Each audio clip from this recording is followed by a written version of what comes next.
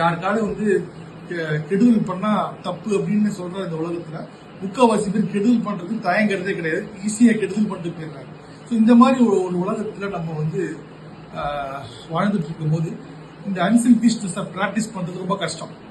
எடுத்த உடனே எல்லாம் வராது. அப்படியே வந்து நம்ம பெரிய ஞானி ஆயிட முடியாது ஒரே நாள்.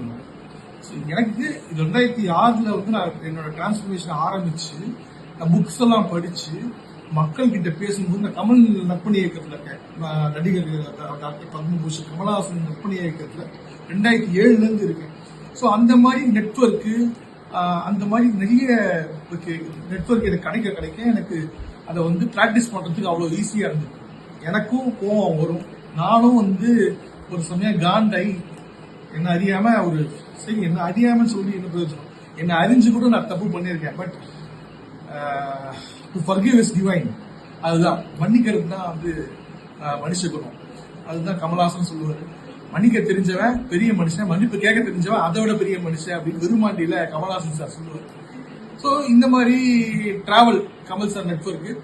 அதே மாதிரி சும்மா கமல் சாரை வந்து பெருசா நம்ம பெரிய பெரிய ஒரு இதுவா கொண்டாடிட்டு இருக்காம அவர் சொன்னத சொற்பொழிவுகளை கொண்டாடலாம் அப்படின்னு முடிவு பண்ண ஆரம்பிச்சு கிட்டத்தட்ட 3 வருஷம் ஆகுது.